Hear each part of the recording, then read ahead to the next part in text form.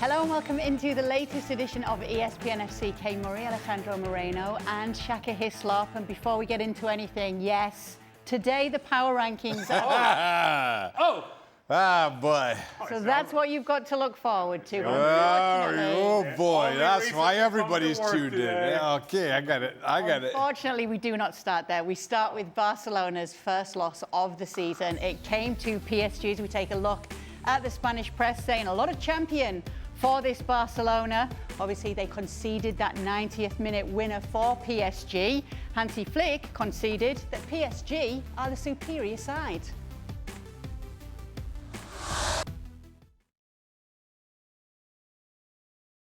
And say, okay, we are on the same level. So, but also I think I believe in my team, and today was not our best day. So, but we are working that we reach again this level. So it's for me football. I think we start very well in this match, and but after I think also 30 minutes, 35 minutes, it was like PSG control more the game. So we suffered a little bit in the first half, but also in the second half we haven't this control of the game in the second half. We had not the structure normally we have, and I think we played not on our highest level. But this is necessary when you play in the Champions League, especially also against opponent with this quality of PSG. They did really good, especially in the second half, and they deserved the victory. Let's now welcome in Frank Leboeuf from France and Alex Kirkland from Spain. Alex, let me start with you on what we've just heard from Hansi Flick. It's not often you hear a Barcelona coach saying that his side are not at the same level as the team that they are up against. What's the reaction been to this in Spain? Yeah, I think the feeling is maybe this was a little bit of a reality check for Barcelona, but maybe that's no bad thing. Yeah, I think a loss at this stage in the competition to a really good team can be quite useful, can be quite instructive. You can learn a lot about where your team is at, what's working, what's not, what needs to improve if you can go all the way in this competition. And we've seen that. We saw that last season with PSG. The PSG we saw last season in the Champions League phase wasn't the same PSG that we saw at the business end of the competition, going all the way and winning the trophy. So I think Barca can use this. I think Hansi Flick can use this. They can look back and look at parts of the game where they competed with PSG. They did compete with PSG for the first half hour, 45 minutes. The second half was much more difficult, and there was some, no doubt, some mistakes in there. The way they conceded that late goal was really poor defending from Barca, and they kind of run out of gas. And ultimately, yes, they couldn't compete with this PSG side right now, even with PSG missing some key players. But like I say, I don't think it has to be a case of kind of panic stations or anything like it. I think they can look at this and use it in a constructive way to improve. Now, obviously, we heard Hansi Flick talking about the structure of the side and them not having the structure when they're at their highest level. It was something that you spoke about on yesterday's show, Ale. But isn't Hansi Flick, as the manager, responsible for ensuring this structure is in place? By definition, you would think that one of the main jobs of a manager is to provide a team with structure, or an organization, or a reset position. Hey, we lose the ball in this area, this is where we settle our line. If we're not in a position where we can press the ball, maybe we take a step back together. These are basic things from defending. I'm not discovering a new way of playing or a new way of defending, but they're basic concepts that you have to get right, especially against a team like PSG, and especially against players of that sort of talent. And what PSG exposed from Barcelona yesterday is the sort of things that Real Sociedad were not able to expose over the weekend, even though they had the chances to do that. It's the sort of things that Levante exposed against Barcelona earlier this season. Now, I'm not talking about giant killers in La Liga. I'm talking about teams that are struggling in La Liga, and yet they created opportunities and scored goals against Barcelona. So it shouldn't come as a surprise. What we have seen, though, is that PSG, a better team with better players, you give them that time, you give them that space, you lack structure, you're going to get exposed, and they were exposed. Let's talk to the defender on the panel, because obviously, Frank, you know when you're in a game as a player. Let's get to in-game responsibility here. You know when you're under pressure. Can they not decide as a defensive line to drop that little bit deeper themselves and not always rely on what's been said beforehand? Can they decide that themselves within the game? I agree with you, and I would have done the same. But you can go against the coach decision, and the plan and the structure, because they have a structure. They have an offensive structure, play high on the field. But that's, for me, it's a half of a structure, because they don't have the defensive organization that you need, especially in that level, and especially when you struggle. And we saw for 30 minutes Barcelona dominating the game. But after, and the last 15 minutes of the first half, they were nowhere near it. So it should have been done by the coach, but also maybe some more experienced player like Koundé to say to the coach, oh, you know what? Or De Jong, maybe say, maybe if we drop a little bit, that would be better. We get a little bit more conservative, because we are opening up too much against the best team in the world. I repeat, the best team in the world. So it's not like you're playing randomly some teams and you know that you can cope with them. No, and it could have been worse. Really, it could have been worse. If Barcola in the first half, but also in the second half and some other occasions, they had the chance to score more goals, could have been worse with not their three offensive players. So yes, as a defender, I would have yelled to the coach, Coach, we have to do something. We have to drop 20 yards backwards, and to make sure we want more structure, more compact defensively, and they weren't, and nobody acts that way, and they've been punished. Frank mentioned it, Shaka, the best team in the world, but without some of their first choice attackers on the day. Were you surprised how it ended? I was surprised at how easy certainly the second half looked. And to Alex's point, Barcelona win the game for 30 minutes, 45 minutes, as he said. But this is against a PSG who are missing 4, 5 usual of their regular starters. Yet still, Barcelona cannot stay with them in the second half. And on the one hand, if you're looking at this from a PSG perspective, how good is it that these young players can come in and PSG do not lose anything by way of identity, of who they are, of work rate, of how everybody understands their positions and their roles within this team. From a Barca perspective, again, it shows how far behind a first-team PSG you still are. And we're talking a lot about structure, about Barcelona's lack of it. I thought that second goal kind of highlighted PSG's understanding of Barcelona's high line and lack of structure. Barcelona were in possession of the ball, top of their defensive third. PSG pressed, won the ball back, and rather than mount an attack from there, came all the way back to Chevalier, because they know you move the ball up that end of the park, Barcelona and their very identity, they're going to just push forward and try to press you high up. And PSG just pass out. So rather than do the usual thing in winning the ball back at the top of Barcelona's defensive third and try to build something from there, PSG knows their opponent and come all the way back around, and Barcelona just fall into a very simple trap and concede the second goal. And again, that showed, one, the coaching of Luis Enrique, and you were talking about players on the park understanding the moment. You were asking about Barcelona in particular, but it shows that PSG know what's needed at the moment. They don't need that shout from the sidelines. They know what they're doing. And in all honesty, it showed the difference between a good, very good team, you could say, in Barcelona, and a team like PSG, because in truth, all in all, they were miles apart. I'll be honest with you, Shaq. I understand and I wholeheartedly believe that PSG is the best team in the world, and they show that again against Barcelona. And so there's no denying that. But the pass that Vitinha hits out to Hakimi in the 90th minute, I am fairly confident that I can put you in that position and you can hit a pass somewhere in the vicinity of where Hakimi was and you still get it to him, because they were 30 yards of a circumference of a radius where he was open. Where is the defending of Barcelona? Well, and that's my point. PSG moved the ball all the way back to their goalkeeper. Barcelona just throw men forward because that's what they do. And PSG, understanding that, find all these spaces, and Vitinha finds all the room that he needs. Now, again, I am more focused on PSG's understanding of the moment as opposed to Barcelona's deficiencies here. Understanding that this is what Barcelona are going to do, and this is how we expose them. I just thought, well played PSG in that moment. Well, absolutely. Pau Cubarsí was 30 yards out of position, which then forced Alejandro Valde to get himself 30 yards out of position, tucking inside. And they're all watching the ball here like, oh, there's the ball, that's fine. Where's Hakimi? Oh, wait, he's over there. Completely wide open. And now Alejandro Valdez freaking out. He has to go out wide. And Cubarsí still nowhere to be found in chasing Gonzalo Ramos. Now, that's all fine and well. And look, I love PSG, and I love what they do, and I love their structure, and I love the way that Luis Enrique has matured this team, that even without their stars, they're playing at this high level. But you also need to have a team that allows you to do these things. Mind you, I think the most important question to be asked here, will you hit that pass? Could you hit that pass? Would you get it to Hakimi? Outside of my left, easy. Outside of your left. Outside of my left. Okay.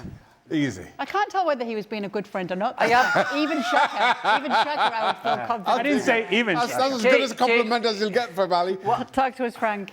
What strikes me the most is that, if I'm not mistaken, Barcelona didn't play the Club World Cup.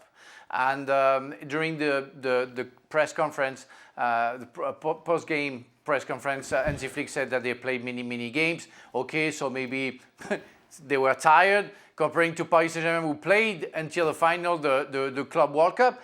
And on top of it, because they didn't play the Club World Cup, why did they don't try to work on that? I mean, we put that, last year they got 3 titles, domestic titles, and it was a successful, and it worked, the High Line worked, even if we already all said, and all pundits said, and the world said, be careful, because at some point you're going to be punished. Why did they don't take the option 2? Exactly, I have only one option. I'm very amazed by coach, and we talked about Pep Guardiola as well, say, why they don't have an option 2? It's impossible at that level that because the game goes in the wrong way, why you don't choose tactically to do something else?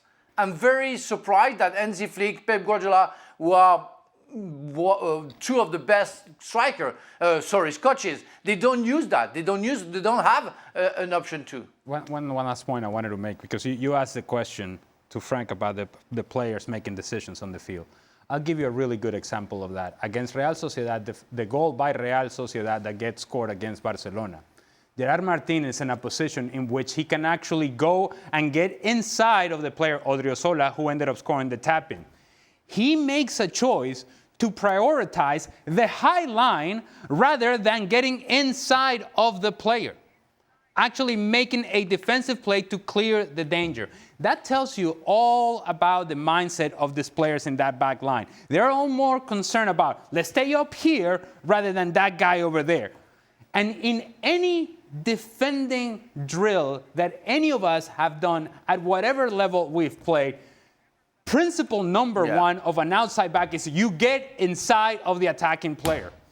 And you saw in that fraction of a second, he went to go this way to get inside of Odriozola, and he said, no, the high line is more important.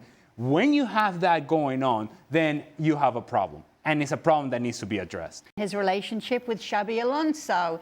This is what he had to say before the match in Kazakhstan. He was the player that featured in that UEFA press conference. He said, I don't feel comfortable at fullback because I wasn't born in that position, and I struggle with some things like closing down behind the defender. I've played in midfield all my life, and I had teammates who gave me a lot of advice, but it's true that I played well at fullback, and I've always made it clear that I'm here for whatever the coach says. A lot was made of this by Spanish media, talking about him not featuring in this game, also not wanting to warm up or looking reluctant to do so. That was their allegedly. Reports. Allegedly. And so Federico Valverde has had to come out on X and say this. You can say many things about me, but under no circumstances can you say I refuse to play. I've given everything and more for this club. I have a good relationship with the coach, which makes me feel confident in being able to tell him what position I like most on the field. But I always let him know that I am available to perform anywhere, on any trip, and in all matches. I have left my soul in this club, and I will continue to do so. I swear on my pride that I will never give up, and I will fight until the end, playing wherever I am. Frank and Alex are still with us. So Alex, tell us how big a deal this is in Madrid right now. Yeah, it's been quite something watching this kind of spiral into something much bigger than I think it really had to be, Kay. Now, I should say the message from inside the club is that Fede Valverde was always going to be rested for this game in Kazakhstan. He was never going to play. However, he made the trip, and as you say, he was the player chosen to give the pre-match press conference. And not always, but almost always, the player that's put up for the pre-match press conference is put up because he's going to be involved in the game. It's very unusual for a player to give that pre-match presser and then not be involved in the game. It doesn't mean it never happens, but it rarely happens. So that's a little bit strange. And then you have the contents of this pre-match press conference where, as you read some of the quotes there, really went into a lot of detail about how much he doesn't like playing right back, denied having refused to play right back previously, but with such kind of vehemence. When someone denies something so much that it almost makes you suspicious that about the denial itself, and as you say, then had to come out and subsequently make this statement. So it's a strange one, and especially given that this is Fede Valverde. This is a guy who we've always associated with being selfless, being all about the team, not having an ego, not being that kind of superstar player. So it's very peculiar, and maybe he didn't help himself entirely by just how much he sort of went on about this point, especially in that press conference, especially given the fact that, we're not talking about him being Real Madrid's long-term kind of first choice at right back. We're talking about a situation in which Trent is injured, Carvajal is injured, and so maybe you're talking about him filling in as a third choice emergency option, and he's done that in the past. And he's done it extremely well. So I don't think it had to come to this. Like I say, the club's line is that he was never going to play in midweek. And yeah, I'd be a bit cautious about some of those images that have been around on social media of him on the touchline. I think that can be taken out of context. But like I say, it's definitely blown up into a much, much bigger thing than it had to. Yeah, hence was not showing them, by the way. But you feel this is much ado about nothing, LA? 100% nothing. Nada. If I had to pick one player of all players at Real Madrid, one player that I could not bring this up and say, this guy is selfish. Yeah. This guy only thinks about himself. This guy puts himself before the team. This guy is not the sort of player that you can build on. That guy would not be Fede Valverde. Fede Valverde is a coach's dream. Fede Valverde was Carlo Ancelotti's dream, and it will be Xabi Alonso's dream because he resolves issues for you, because he covers holes for you everywhere. And so what I would ask to whoever thinks that Fede Valverde somehow is trying not to play or foregoing the opportunity to play or saying to Xabi Alonso, I will not play, what did he say in that answer that was so wrong in the press conference? Yeah. If you ask me, and I were in that press conference, hey, I want you to play right back, or are you ready to play right back? And I would say, well, look, it's not natural to me, but if that's what I'm asked to do, I'll do it, which is essentially what Fede Valverde said. No, I don't prefer to play over there. It's not great being over there. Sometimes I feel uncomfortable. Sometimes I'm confused in how I play the position. I don't feel great because I wasn't born to do that. But if you need me to do it, I'll do it. What is so wrong about that? So now we're making up the news. Now we're making up arguments and controversy that shouldn't be there. And it's the fact that he has to come out and actually defend himself is so incredibly ridiculous because this player has proven 1,000 times over that this is a guy that lives for Real Madrid. So do you think he's protecting himself by going into the detail that he did, as you said, by saying, I don't feel comfortable here, instead of just saying, I'll play wherever the coach asks me? Do you think he's letting the people out there know if I'm not so great in this position at times, if that's to come up, it's not really my fault? I tell you what it is. Too honest. Mm-hmm. It's just, and this is why players then go into press conferences and say nothing. Because he actually gave you an honest answer. He actually told you, no, look, it's not great over there. I don't really like it over there. But if I'm asked to do it, I'll do it. And now, instead of thinking, okay, well, this is a selfless player that will do whatever is required of him and has done whatever has been required of him in the past, it's not just what he's going to do in the future, it's what he's already done for you. We're focusing on the fact that he said, I wasn't born to play over there. And thinking that somehow is a slight to the question or a slight to Real Madrid or a slight to Xabi Alonso. This is the definition of nonsense. Frank, have you ever had an experience like this where a coach has asked you to play out of position and you've had to do so? And when you are asked that, usually we hear so many players saying they're happy to play wherever. But how difficult is it to do that? It is. It happened once with Gianluca Vialli. He asked me to play right back against Arsenal at Highbury. Oh my God! And I say, "Are you sure?" Because I never played there. I'm not sure I'm going to handle that. Well, good for me. I got a fracture on one of my toe, my big toe, and I went substituted after 20 minutes. So, but it's true that before the game, good for Chelsea Football Club and good for me because that was a real nightmare. I didn't know where to put myself in the stadium. Yeah, because the line, I said, well, why the line is so close to me on the right side? You know, he was stuck in the cupboard. That was a nightmare. But we talked about it, and he said, well, you know what? I'm going to do what you asked me to do because I want to play football. So if you think that John Terry with my Marcel Desailly, maybe it was the two of them, has to play in the middle, I'm okay to play right back. I want to play football, so I love it. And it's exactly what Federico Valverde just said. It's difficult to accept because you know that you're going to sometimes struggle in some situation. And it happened to me more than it happens to Federico Valverde because he showed me in so many games that he was excellent everywhere that he played. But it can be tricky. I just want to say something. I was the dummy who was doing what Federico Valverde did, being honest with the media. And I was called the good client. That's not good. When you are called the good client, that's not a good thing. It's because you say too much. And I was saying too much all the time. And it's true. That's a lesson for the media. You want players to be more honest, but when they are, you murder them. So that's not fair. Please be just fair. Just listen to what Federico Valverde has said and just accept the fact that it's just uncomfortable sometimes. That's not a big deal. That's not a big deal. Frank Leboeuf saying too much, who would have thought? Meanwhile, there's been no such drama with Atletico Madrid right now elsewhere in the Spanish capital because they've got a few wins under their belts. 3 wins on the bounce after only 1 in 6 before that. They had that comeback win against Rayo, the big win against Real Madrid, and then against Frankfurt in the Champions League. It is back-to-back 5-goal games. Alex, where was this in August? Yeah, I know. Look, it has been quite a transformation in terms of results, not quite as much in terms of the play because they hadn't been playing really badly all season. They had a bit of bad luck, but they definitely weren't playing this well either. And, watching them in these last 3 games in particular, a bit of a slump, and then they'll put a run together. And then they'll look really good and they'll be up there top of the table. And then it drops off again. And they haven't always been able to consistently sustain this kind of form over long periods and long enough to be challenging at the end of the season. So it's really encouraging. It's really exciting. They're playing some great football. Love to see it. When this team with Julian on form, Griezmann looking good again. There's so much to like about this team when things are going well. But yeah, let's see how far they can take it and how long they can keep it going for. Yeah, you wonder if maybe they're better than we thought. Are we back to talking about the top 3 in La Liga? Is it top 3 teams right now of Real Madrid, Barcelona and Atleti LA? Well, I didn't think that we were off that conversation already with Atletico Madrid. They have had an important week and a great result against Real Madrid and a dominant result. But it's also a result that creates expectations. If you're capable of doing that against Real Madrid and play at that level, then you cannot be dropping points to Espanyol.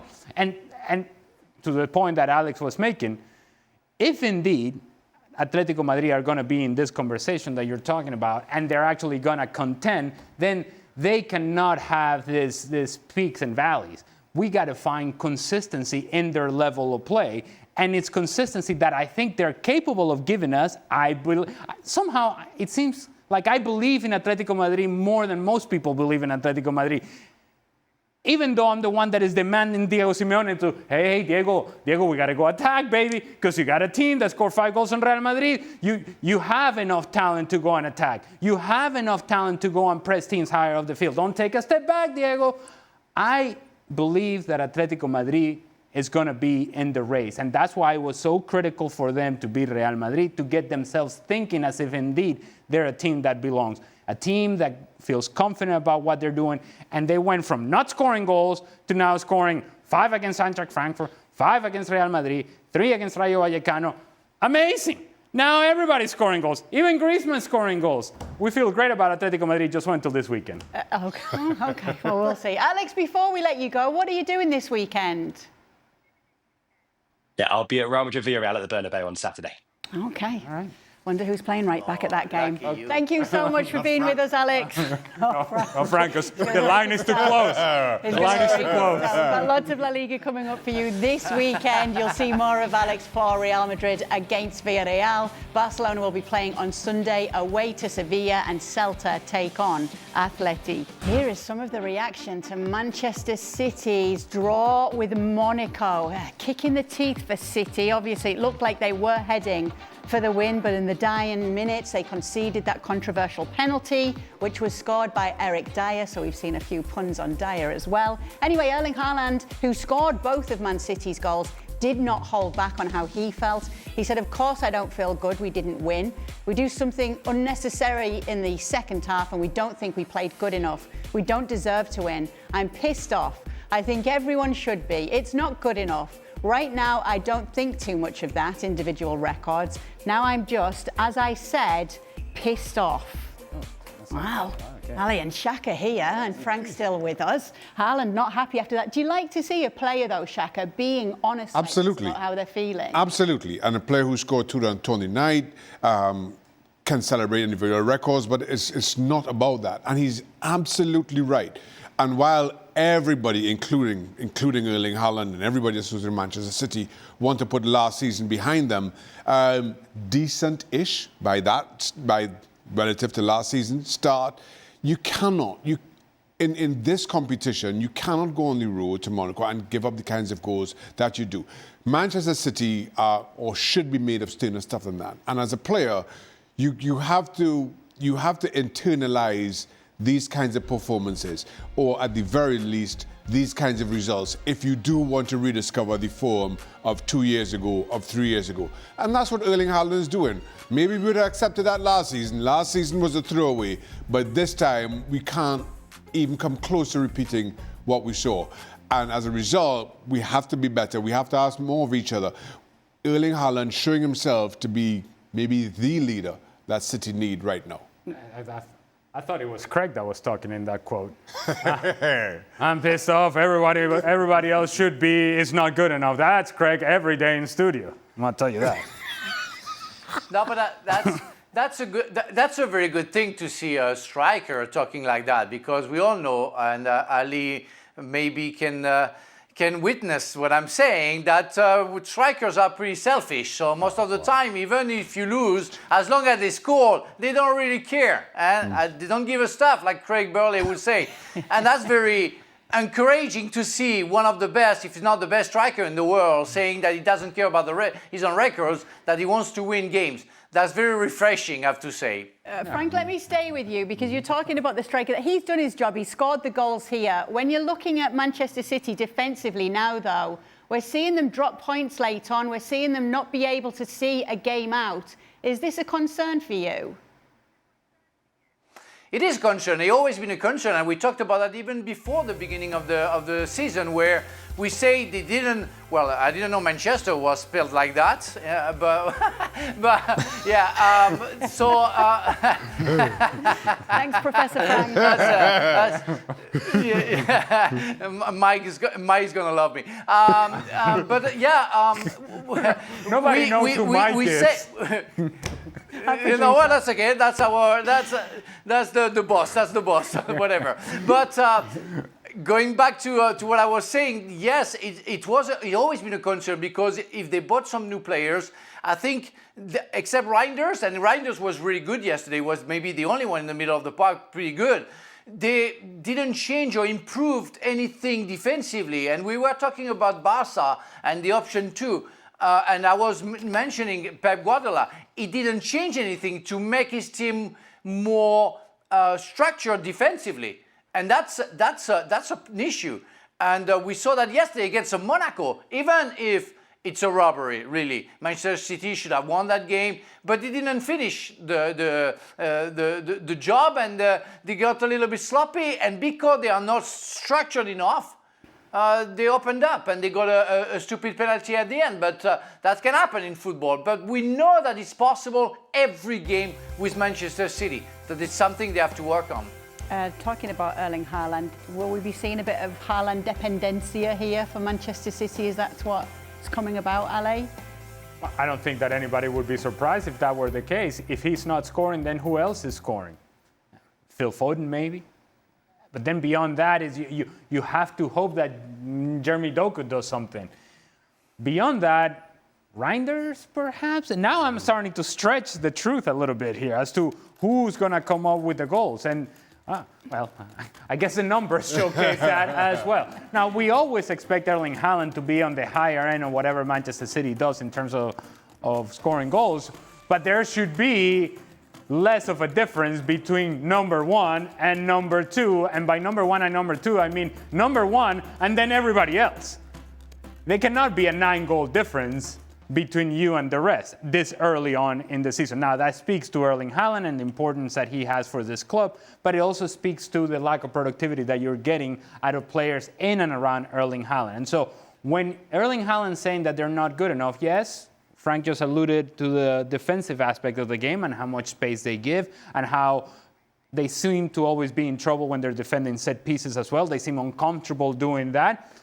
Okay, so that part is not good enough. But what's also not good enough is that those that are supporting Erling Haaland around him, they're not putting the ball in the back of the net either. And so it puts Manchester City in a position in which they have to defend well, or Donnarumma has to make a save. And if they don't do those things, they drop points. This is what they did yesterday. Okay, let's move on to elsewhere in the Premier League, where the news that Liverpool goalkeeper Alisson's injury will keep him out for 6 weeks will not have gone down too well in Liverpool. We saw him with that injury in that Galatasaray game. We now expected to see him back after the November international break. Shaka, not good news for Liverpool. Not at all. Listen, on the one hand, they do have a fantastic backup in Mamardashvili. Hey, high five, baby. High five. Did you hear Stevie say Mamardashvili? No. Oh, no. I'm kind of thankful that I didn't. Oh, man, he broke it down. I'm not sure how you recover from that. Well, he can't even say Ikitike. Hey, he was saying Mamardashvili and ended up in Szoboszlai.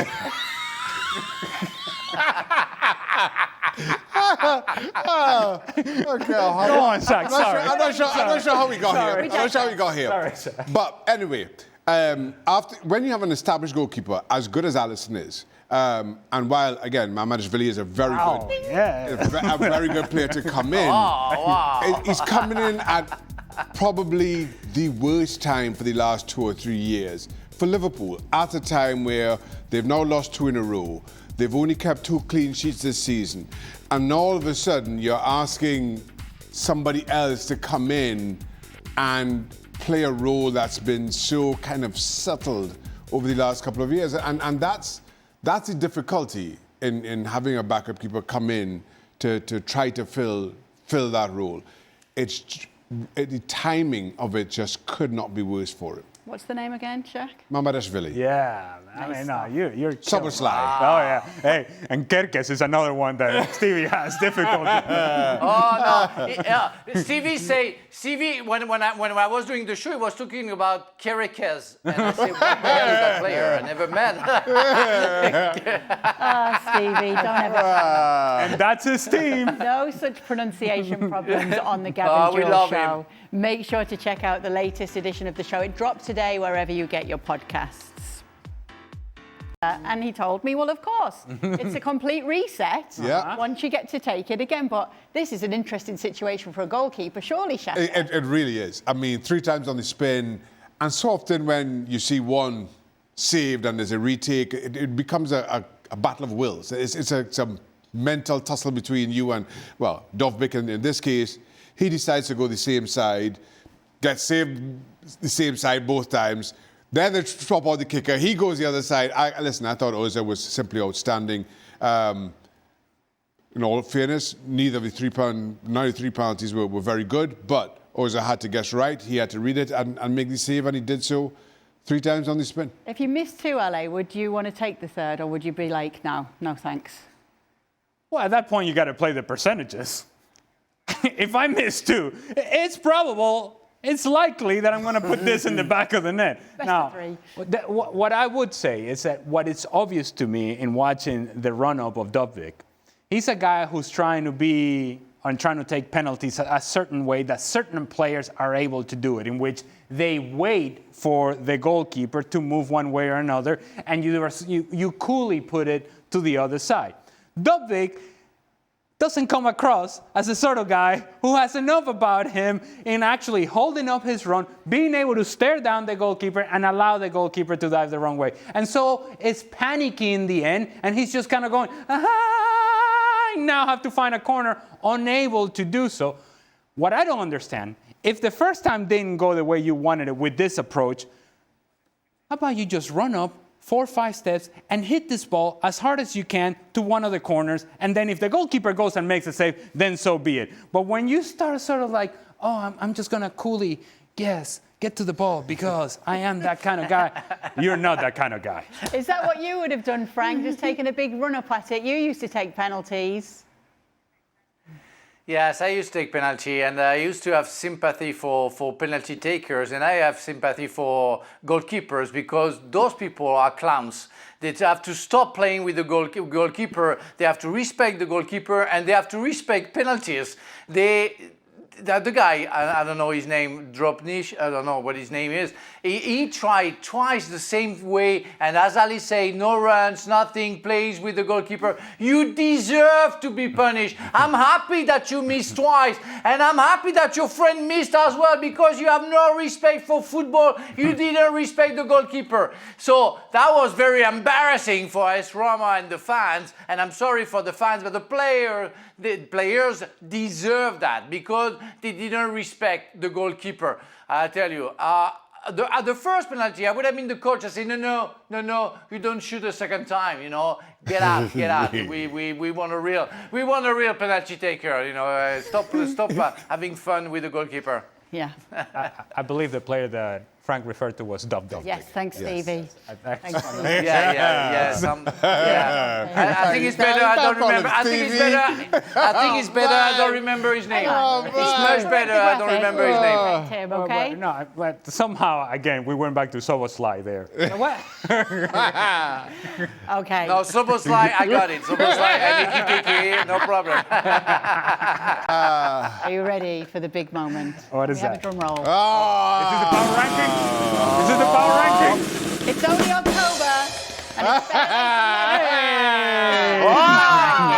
it's It's the first one of the year. It is October, and as I usually do, early editions of the power rankings, there's a lot of love I'm showing to teams who may not otherwise feature later on in the year. We're already. can't wait to see them. You're already qualifying your rankings here. I'm a romantic. Oh, and I enjoy showing teams some love. Okay. Early on, because later on it gets a little bit more difficult. We're only top 10. There we are. Heart, Shaka. I don't think there can be any arguing with PSG top, Bayern second, Arsenal third. I'm showing Dortmund some love here. Crystal Palace on what? An 18-game unbeaten run. They feature. Lyon and Marseille are in. I know Frank would enjoy that. Wow. AC Milan, top of Serie A. I know they're not playing any European football, and I'll be honest, I'm not sure how long they're going to stay, so show them some love. And then who thought we'd ever have a power rankings with Karabakh and Sunderland? Yeah, not me. So why do we? There is a reason. Me neither. Karabakh have been an absolute surprise in the Champions League, won both their games, sitting fourth in Uzbekistan, just 2 points off the top, something like that. 2 points off the top. No. You just said fourth in Uzbekistan. But 2 points off the with top. With a straight face. It's early on. I got to get them some love. And then newly promoted Sunderland, and I had to check my Geordie contract as to whether I was allowed to show this much love to Sunderland. Huh? Whatever. No. That's where they are. They're fifth in Azerbaijan. Fifth in Azerbaijan, and you said fourth in Uzbekistan. That's what I said. Soboslai. There you go. Your algorithm. I'm showing some love here. I'm just trying to show some love. Yeah, but that's not love. Spreading love everywhere. Even in Uzbekistan. I'm spreading love even in Uzbekistan. I said better late than never. I would have just preferred never seeing them. Oh, what? No, I mean, I love because he started with the love because he already knew, before that he's gonna be smashed in the face, because of his power ranking. So he prepares everybody. I decided with love and surprises. But you know what? I love it. I love what he put because that says a lot about his understanding of football and the way that he watches all championship to make that beautiful power ranking. And I love to see, of course, the 3 French teams, but also AC Milan, because AC Milan is first and it deserves. Surprising, we don't see Barcelona, we don't see Madrid, we don't see Manchester City, and I think it's only right. And Shaka, congratulations, and I love you for the love of what you put in the football. Yeah. I love you too, Frank. Right. What do you love more, Uzbekistan or Azerbaijan? Azerbaijan. All right. Uzbekistan this time of year. If you love Karabakh so much, you might as well know where they play. Not really. I'm just saying. Not watching the championship where there's a team unbeaten in 8 at the top of the table. Never mind. Anyway, thank you so much for Shaka's power rankings. We've missed them. I mean, I'm sure love. Are they fourth in Uzbekistan? Extra time will be available over on our YouTube channel. These guys are in fine form today, so make sure to go and check it out. Geography of world football's taking a bit of a hit tonight. Welcome into the latest edition. A bit of a hit. Of Extra Time. A couple of us are culpable. Bit of a hit. Somewhere around there. Yes. I went for the somewhere around there version. Frank LeBoeuf is joining us as well for all the madness. And let's get started with the first question from James. It says, Haaland says... Oh, wait. Before you answer the question, I'm sorry. I was telling you, Shaq, ahead of the show, and I didn't get a chance because we had to start the show. Okay. Had to go on live television. Mm-hmm.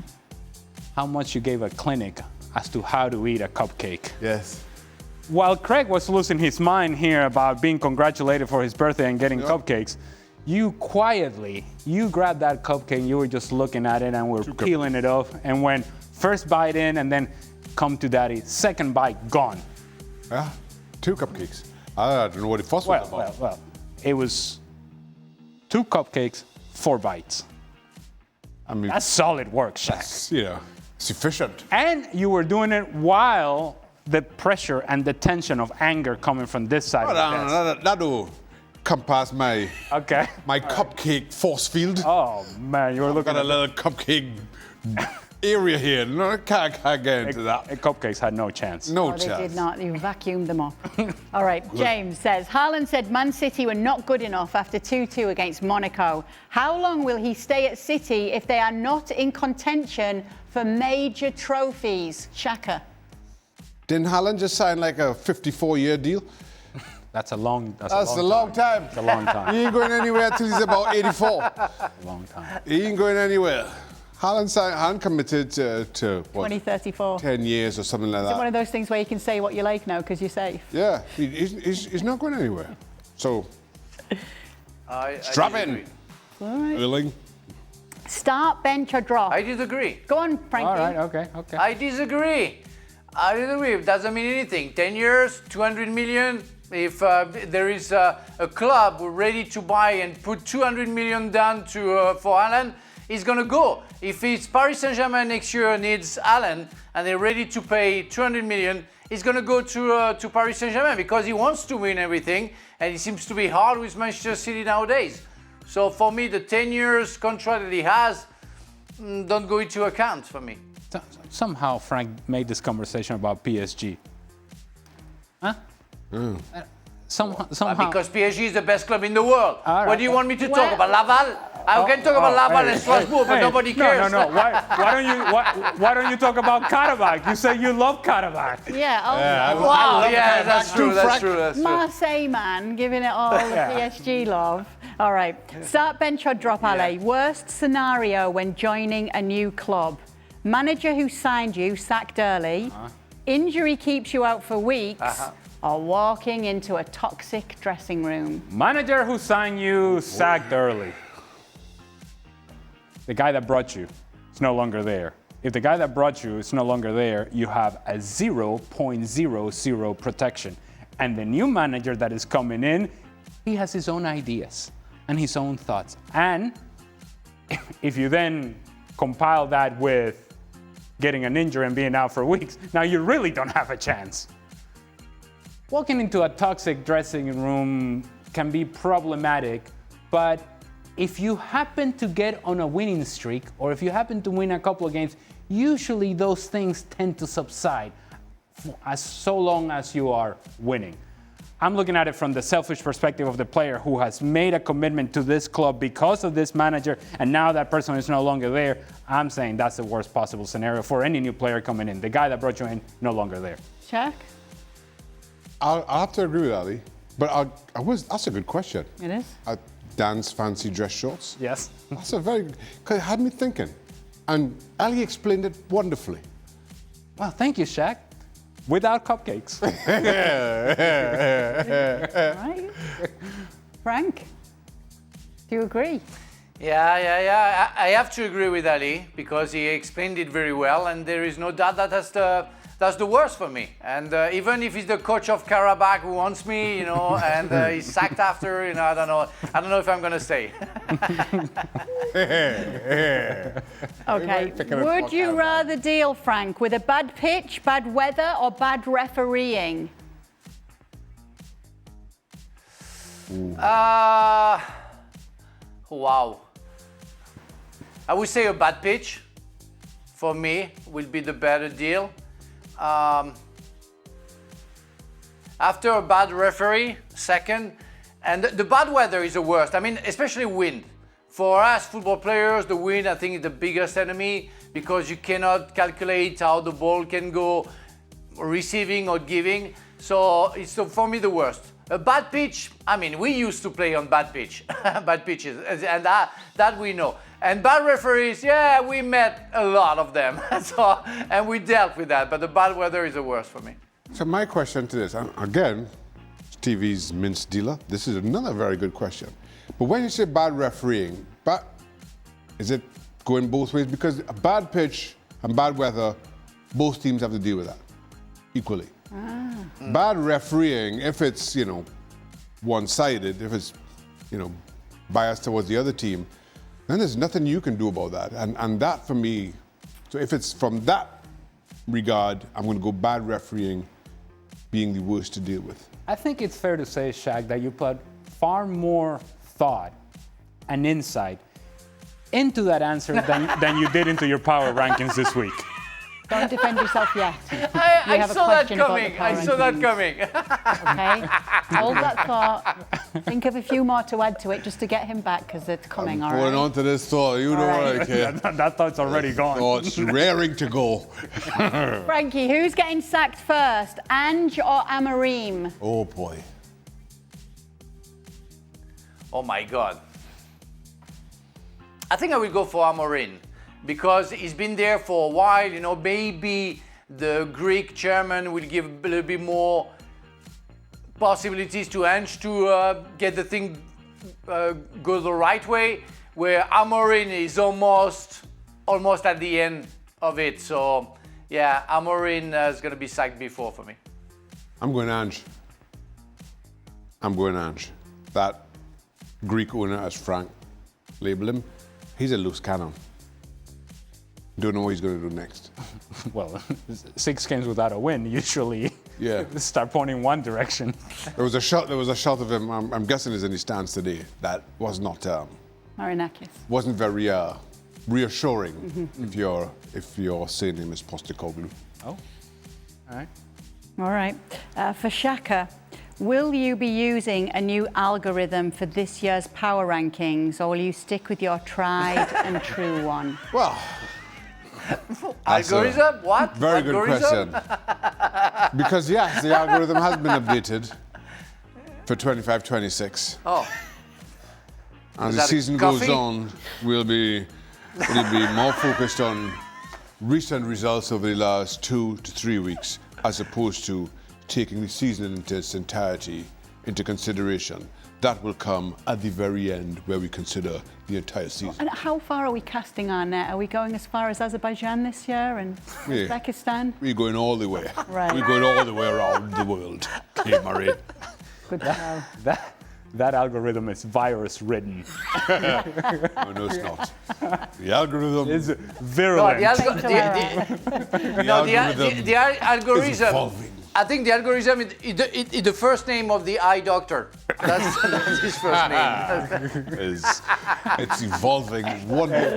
Hey, how you were explaining you going about your decision-making process, you were making it up as you went right then and there No. over the last 30 seconds. Not at all.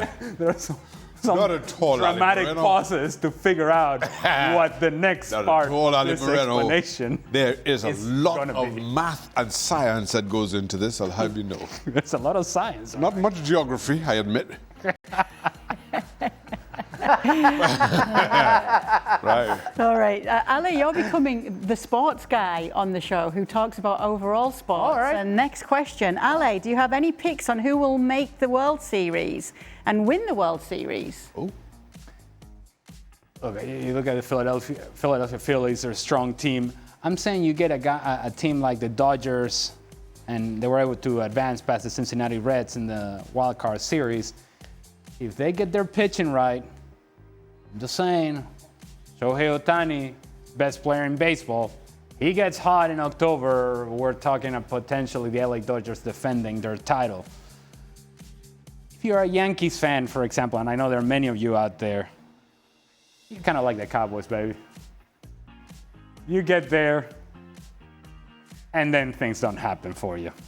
It's been a while since the Yankees won a World Series, and I just don't think they have enough pitching. So I'm going to say Phillies or Dodgers. Okay, thanks. Yeah. who's your baseball team? You have a baseball team? Yes, as a matter of fact, it's probably the worst team in baseball right now. Okay, all The right. Chicago White Sox is my team. Okay. And I'll tell you why, since we're going to go in depth with this conversation. Ossie Guillen was a shortstop for the Chicago White Sox way back when. And he was my favorite player growing up in Venezuela because he played for the team that I support in Venezuela in the Winter League. So there you go. All right. The White Sox became my team.